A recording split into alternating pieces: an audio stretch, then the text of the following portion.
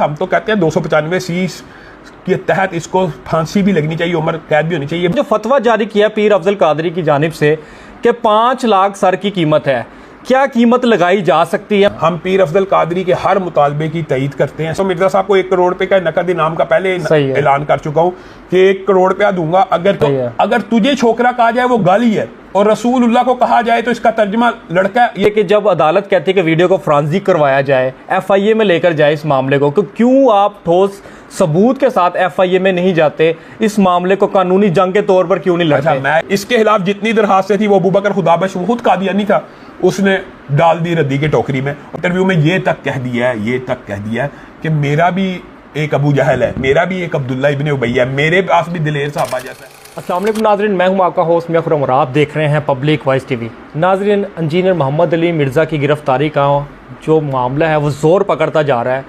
8 मई को पीर अफजल कादरी ने लॉन्ग मार्च का ऐलान भी किया है और ये कहा है कि GHQ तक लॉन्ग मार्च लेकर जाएंगे और मिर्ज़ा जहलमी पर 295C लगवाएंगे। ना सिर्फ लगवाएंगे बल्कि उसको फांसी की सज़ा भी दिलवाएंगे। ये मुतालबा ज़ोर पकड़ता जा रहा है। अल्लामा हिशाम लाही ज़हीर साहब इस मामले में आ चुके हैं और आज का जो जुमा है शान सहाबा के उन्वान से उन्होंने कहा था इसको पढ़ाया जाए। तमाम तर मामलात है क्या वाकई इंजीनियर मोहम्मद अली मिर्ज़ा को गिरफ़्तार किया जाएगा? FIR उन पर दर्ज करवाई जाएगी? क्या 295C वाकई लगेगी या सिर्फ अभी सोशल मीडिया की जंग ही लग रही है? आइए तमाम तर सवालात के जवाबात अल्लामा हिशाम लाही ज़हीर साहब से लेते हैं और पूछते हैं कि इसमें हकीकत है क्या। अस्सलाम वालेकुम सर। वालेकुम अस्सलाम व रहमतुल्लाहि व बरकातहू। सर बहुत शुक्रिया, आपने टाइम दिया।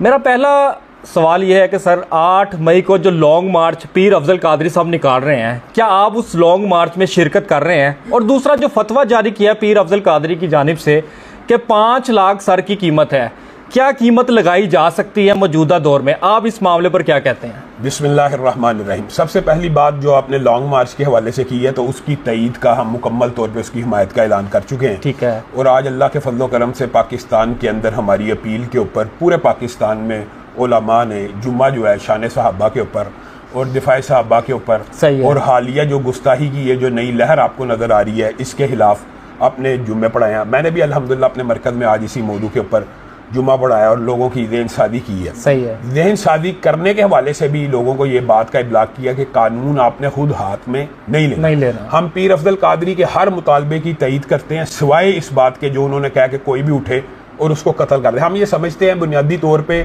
जब पाकिस्तान के अंदर लॉज मौजूद हैं, कानून मौजूद है तो कानून के ज़रिए इसको प्रूव किया जाए। लेकिन बाद लोग ये समझते हैं कि शायद हम उनकी 295C के मुतालबे की तईद नहीं करते, हम 295C के मुतालबे की भी तईद करते हैं। ठीक है।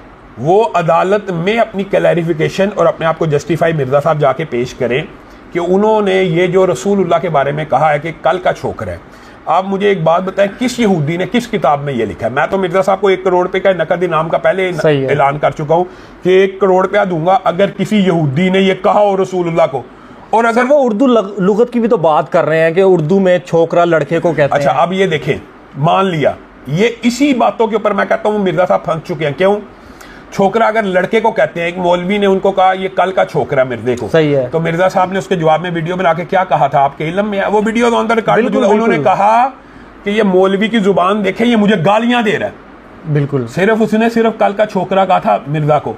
तो अगर तुझे छोकरा कहा जाए वो गाली है और रसूलुल्लाह को कहा जाए तो इसका तर्जुमा लड़का है। ये देखें, समेअना फतन, इसलिए इस आयत का तर्जुमा भी छोकरा कल का। ये सिर्फ रसूलुल्लाह के बारे में नहीं, दिल के ऊपर अड़ा इसने हजरत इब्राहीम को भी कह दी है। बुनियादी तौर पे सैयदना इब्राहीम रसूलुल्लाह के बाद उलुल अज़म जो 5 पैगंबर है ना, उनमें से अफजल तरीन रसूलुल्लाह है और उसके बाद सैयदना इब्राहीम है। तो ये कहना कि सैयदना इब्राहीम भी कल के छोकरा। अच्छा, फिर दूसरी बात ये जिद और ढिठाई और दरमी की बात है। ये कहां से इसने हद किया कि कल का छोकरा? सही है। कहता है ये यहूदी कहते थे। अगर यहूदियों ने आप साबित नहीं कर सके, आप यू टर्न ले लें, आप उम्मत से माफी मांग लें, आप रुजू करें। आप उस जिद के ऊपर अड़ गए। पहले आपने कहा छोकरे के ट्रांसलेशन सिर्फ लड़का है। सही है। जब आपको छोकरा कहा तो आपने कहा मौलवियों की बाजारी जुबान देखो, ये मुझे गालियां दे रहे हैं। सही है। तेरे लिए लफ्ज छोकरा गाली है और रसूलुल्लाह के बारे में तो बेजुबान होके बेधड़क होके। मैं ये समझता हूँ बुनियादी तौर पर हमारा जो विजन है, या आप ये समझे कि हम ये क्यों इस चीज़ के ऊपर एजिटेशन कर रहे हैं। हम ये समझते हैं कि ये जो तौहीन रसालत का मामला ना, इसकी हसासियत मुआशरे से ख़त्म होती जा रही है और की जा रही है। पहले जो लिबरल और सेकुलर लोग और मुल्हद लॉबी थी ना, आपके सामने क्या हमारे पाकिस्तान के अंदर बैंसा निकला, मोची निकला, सलमान हैदर वकास गिराया को मुल्क से फरार करवाया गया ना, मलून तो काफी है। अब अच्छा, वो थे एलानिया दीन के गुस्ताख, एलानिया इस्लाम के दुश्मन। उनकी बात हल्की सी भी होती थी तो उसको उसकी सेंसिटिविटी थी। ये इसने चोगा उड़ा हुआ है इस्लाम का, लिबादा उड़ा हुआ है सुन्नियत का। अब मुझे ईमानदारी से आपने बात बतानी है, छोकरा लफ्ज़ से भी मैं एक बड़ी बात करने लगा। मिर्जा जहलमी साहिब ने अपने बारे में ये कहा है ऑन दी रिकॉर्ड। हम तो कहते हैं 295C के तहत इसको फांसी भी लगनी चाहिए, उम्र कैद भी होनी चाहिए। मैं जो बातें कह रहा हूँ मैं इसका जिम्मेदार हूँ इस लिहाज से कि अगर मिर्जा सर, ये जो छोकरा लफ्ज है अहले हदीस से कई उलमा ने भी उन्होंने हवाला दिया कि उन्होंने इसको इस्तेमाल किया। मुझे एक बात बताएं, अगर किसी ने इस्तेमाल किया तो उन पे क्यों नहीं वो कह रहे थे कि 295C लगेगी? अच्छा, मेरी बात सुन, मैं इसका भी जवाब देता हूँ। जो किसी आलम ने कह दिया तो इसके लिए जस्टिफाई है कि वो कहे? सही है, जस्टिफाई है नहीं है।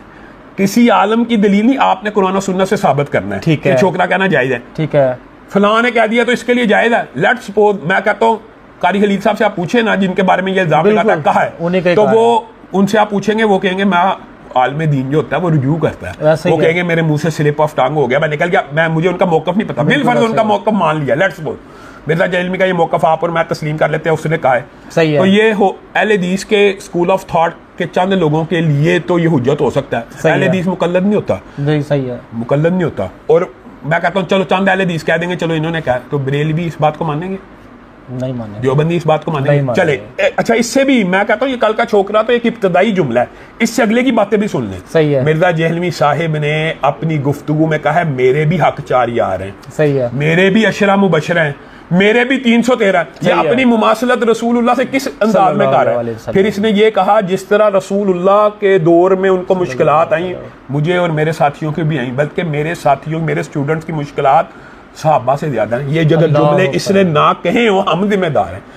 आप ये जुमलों के ऊपर पर्चा काटे, अदालत में जाके जस्टिफिकेशन। सर, मैं यहाँ पे आपकी बात काट रहा हूँ, ये तो एक जंग चल रही है, इधर से आके बयानात आते हैं। मैं आपको एक बात बताता हूँ, ये लोग समझते हैं हमारा उसके साथ कोई जायदाद नहीं, झगड़ा नहीं। अगर इसमें मुनाजरा कर लिया जाता है, इल्मी बहस कर लिया, चले टाइम भी नहीं दिया जा रहा। अब मामला अदालत में, मैं सर मेरी बात सुनिएगा, मैं कहता हूँ कि मामला अदालत में चला गया है। अब मिर्जा जहलमी का ये कहना है कि एडिटिंग की हुई वीडियो है, सियाको सबाक से हट के कुछ पैराग्राफ हटाए इन्होंने, लगाए, और फिर मुझ पर तौहीन रिसालत लगा दी, तौहीन सहाबा लगा दी, या कुरान की मैंने जो है वो तौहीन की है, ये मुझ पर लगाया गया है। तो क्या आप नहीं समझते कि जब अदालत कहती है कि वीडियो को फॉरेंसिक करवाया जाए, FIA में लेकर जाए इस मामले को, तो क्यों आप ठोस सबूत के साथ FIA में नहीं जाते? इस मामले को कानूनी जंग के तौर पर क्यों नहीं लड़ते? अच्छा, मैं अगर आप ये समझते हैं ये मामला इतना सीधा, तो इतना सीधा नहीं। मैं आपको एक इसकी बैकग्राउंड, वीडियो तो मौजूद है सर। अच्छा, वीडियो मौजूद है ना, फॉरेंसिक कराएं, अगर इसकी ना हो हम जिम्मेदार हैं। सही है। और इसकी डिटेल वीडियो से इसके चैनल के ऊपर जो अपलोड हुई है वहां से क्लिप काटेगी। सही है।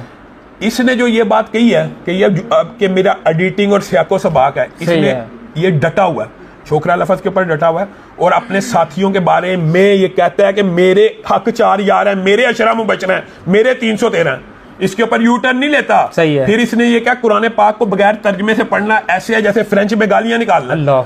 अब मुझे एक बात बताएं, अलिफ लाम मीम, मैं आपसे सवाल पूछता हूँ, अलिफ लाम मीम की ट्रांसलेशन दुनिया में किसी को आती है? नहीं आती।